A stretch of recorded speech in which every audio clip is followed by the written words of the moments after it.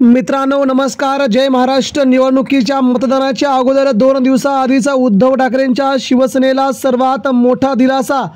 भाजप, शिंदे सेना, वंचित आघाडी, मनसे यांच्यासह तब्बल 17 नेत्यांनी आपल्या लाखो कार्यकर्त्यांसह उद्धव ठाकरेंच्या शिवसेनेत सभा घेऊन गेलाय जाहीर प्रवेश। मित्रांनो भाजपला निवडणुकीच्या अंतिम टप्प्यात ठाकरेंचा सर्वात मोठा दणका। बघूया सविस्तर बातमी, नेमके कोण आहेत नेते। मित्रांनो पहिलं नाव येते ते म्हणजे अकबर सोनावाला। अतिशय बलाढ्य नेतृत्व असणारं आणि वंचितचे जिल्हाध्यक्ष असणारे, सध्या नगरसेवक आणि सोबत जवळजवळ 2019ला 50 ते 80 हजार मतदान घेणारे अकबर सोनावाला यांनी आता उद्धव ठाकरेंच्या शिवसेनेला पाठिंबा देत आजच जाहीर प्रवेश केला आहे। यामुळे इथे उद्धव ठाकरेंची नाशिकमध्ये दोन्ही सीट्स आजच लागल्यात जमा आहेत।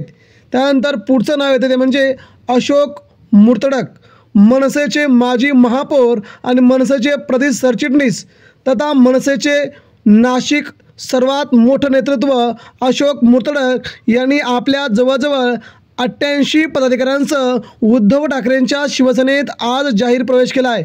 त्यामुळे नाशिकमध्ये आता उद्धव ठाकरेंच्या 4ही जागा आज आल्यात जमा असल्याचं चित्र निर्माण झालंय। त्यानंतर पुढचा प्रवेश येतो म्हणजे विश्वास नागरे, भारतीय जनता पार्टीचे नाशिकची आघाडीचे मोठे नेते म्हणून यांना ओळखलं जातं। यांनी देखील पवन पवार यांच्या समवेत काल उद्धव ठाकरेंच्या जाहीर सभेत आपला प्रवेश करून घेतल्याने नाशिकसह उत्तर महाराष्ट्र आणि मुंबईची समीकरणं मात्र आता पूर्ण बदललेली असल्याचं त्यांनी सांगितलंय।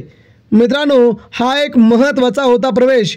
त्यानंतर वंचित बहुजन आघाडीचे जिल्हाध्यक्ष तसेच गेल्या 2019ला आपल्या जवळजवळ 1.5 लाख मतदान घेतलेले असे पवन पवार यांनी देखील उद्धव ठाकरेंच्या शिवसेनेत प्रवेश केला आहे। हा प्रवेश एवढा बलाढ्य होता की एक सभाच ठाकरेंना घ्यावी लागली। मित्रांनो यामुळे निवडणुकीच्या ऐन अंतिम टप्प्यात ठाकरेंना उत्तर महाराष्ट्रासह मुंबईत मिळालेलं बळ खूप मोठं आहे। आपल्या प्रतिक्रिया द्या।